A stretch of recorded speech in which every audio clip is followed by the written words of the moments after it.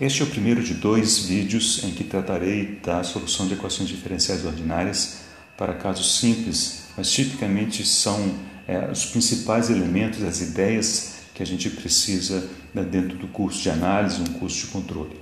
Okay? Nosso ponto de partida é uma equação diferencial ordinária linear. Ordinária significa que todas as derivadas são tomadas com respeito a uma mesma variável, no caso aqui a variável é tempo. Então temos um somatório de derivadas sucessivas da variável de saída y, multiplicadas por constantes, e aqui à direita encontramos uma função forçante, que no caso de sistemas a gente enxerga isso como sendo a entrada. Okay? Queremos encontrar o y de t, que se eu substituir nessa equação, a equação é válida. Essa é a solução da equação diferencial ordinária em questão. Então, para chegarmos a esse ponto, precisamos encontrar etapas, passarmos por etapas e encontrarmos soluções parciais que depois, quando somadas, compõem a solução total. Então, o primeiro passo é encontrarmos o que se chama da equação homogênea, que é a equação diferencial original com o termo forçante anulado.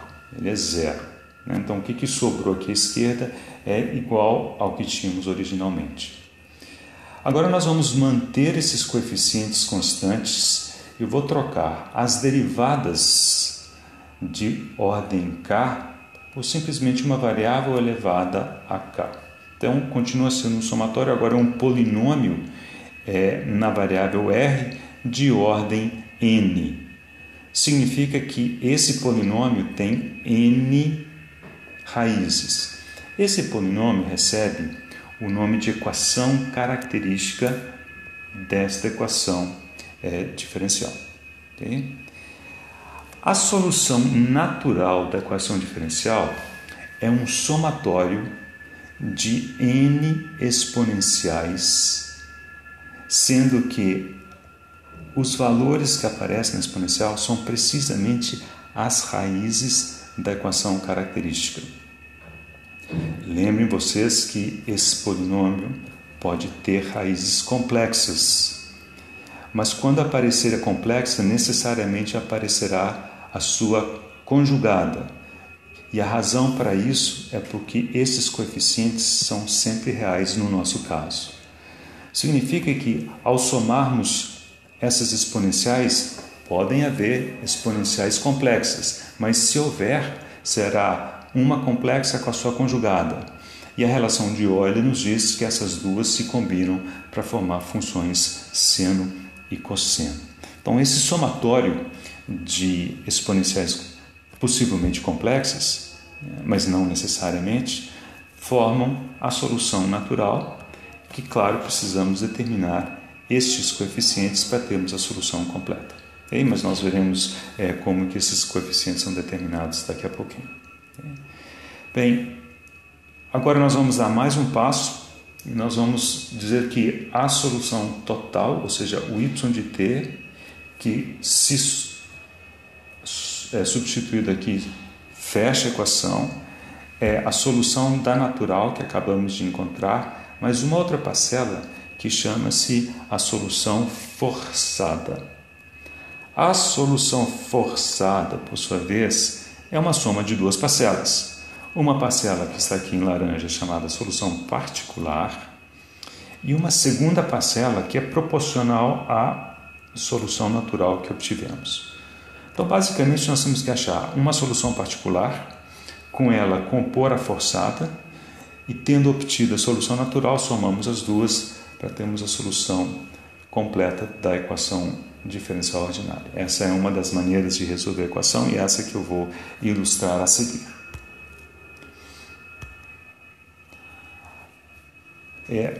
Para acharmos a solução particular, isso segue um padrão relativamente simples. A solução particular ela tem a mesma cara da função forçante. Okay? Então, se a função forçante for uma constante, a particular será uma constante. Se for uma exponencial desse tipo, será uma exponencial desse tipo. Claro que o peso, o parâmetro pode ser diferente, isso tem que ser determinado. Se a solução forçante for uma oscilação de frequência ômega, a saída, ou melhor, perdão, a particular também será uma oscilação de frequência ômega. Existe uma exceção, e é essa exceção que eu vou ilustrar neste vídeo, é que se a entrada tiver a mesma forma da solução natural, a gente precisa multiplicar essa proposta de solução particular, multiplicamos por t, precisa ser multiplicada por t. Ok? Então vamos ao exemplo deste vídeo. Tá? A equação diferencial que queremos resolver está aqui. Então, o somatório de derivadas se resumiu a uma derivada só, e ela é igual à função forçante. Em outras palavras, a solução é integral da função forçante. Esse sistema representado por essa equação diferencial é um integrador puro. Okay? E vamos imaginar que a função forçante nesse problema seja um degrau unitário com amplitude 2, então um degrau de amplitude 2, e a condição inicial é meio. Então vamos resolver seguindo todos os passos que foram indicados anteriormente. Então a equação homogênea é dy dt igual a zero. A equação característica, portanto, é r igual a zero. E eu já tenho, então, imediatamente a única raiz que compõe da equação característica. E a solução natural, que é um somatório de exponenciais complexas multiplicados por coeficientes, mas quantas exponenciais? O mesmo número das raízes da equação característica, no caso aqui uma só. Então, é apenas uma constante elevado a r, que é 0t. Então, isso aqui é igual a alfa, isso é válido para t maior ou igual a 0. Okay? Agora, para determinar o valor de alfa, nós usamos a condição inicial. Então, na condição inicial, a saída é meio. E aqui, isso aqui não depende de t, então não tem que substituir igual a 0. Automaticamente temos, o valor de alfa, que é o valor meio. Portanto, a solução natural, a primeira parte que precisávamos determinar, é igual a meio para t maior ou igual a 0. Okay? Vamos para a solução particular. A entrada é uma constante. Portanto, consultando aquela tabelinha da imagem anterior, temos que a solução particular também será uma constante. Okay? Mas aqui observamos que essa particular tem o mesmo formato da natural, que também é uma constante. Portanto, aqui nós precisamos aplicar aquela regrinha, nós vamos multiplicar isso aqui por t. Então, a solução particular passa a ter esse formato, uma constante vezes t. Agora, a solução particular também tem que atender a tem que atender a equação diferencial. Então, se nós substituirmos a particular aqui, ela tem que ser válida. Então, para isso, vamos precisar calcular a derivada temporal primeira da particular. Então, derivando isso aqui em relação a t, a solução é c, e agora podemos fazer a substituição aqui nessa equação. Derivada de y em relação a tempo é c, acabamos de obter isso aqui, igual a u de t, e u de t dado é 2 para t maior ou igual a 0. Então, também obtivemos é a constante 2.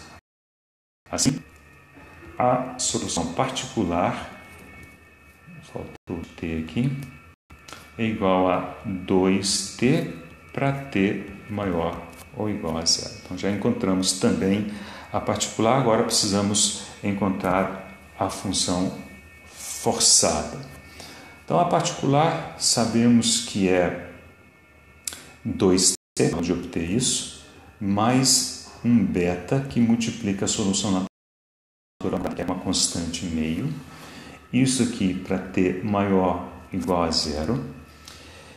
E aqui, para obtermos a constante beta, nós vamos utilizar o seguinte argumento. O efeito das condições iniciais ficam na solução natural. Então, eu não quero que a solução forçada contribua com nada na hora da condição inicial. Isso significa dizer que para t igual a zero, eu preciso que isso aqui seja zero. Então, fazendo t igual a zero aqui, eu tenho zero mais beta sobre 2, onde beta é igual a zero. Okay? Então, por fim, isso significa que a forçada é igual à particular. Já podemos escrever a solução final, a solução total, que é a solução natural, 2, no meio, aliás, sobre nada, né? Mais 2t para t maior ou igual a zero. Vamos mudar de cor aqui para fazer um gráfico. Até instante zero, nada. No instante zero, condição inicial é essa. E aí, a partir desse instante, a solução tem forma de rampa com inclinação 2. Então, se eu tenho meio aqui, inclinação 2, com uma unidade de tempo, ele vai aumentar 2. Claro que isso aqui prossegue dessa forma. Essa é a solução da equação diferencial dada, o que faz sentido, né? Ou seja, se o sistema é um integrador e entra um degrau de amplitude 2, a saída é uma rampa de inclinação 2, e essa rampa inicia na diferencial que foi dada, que é meio. No próximo vídeo sobre equações diferenciais, eu vou ilustrar com um sistema de primeira ordem também, mas um sistema de um circuito elétrico, né, que tem características um pouco diferentes.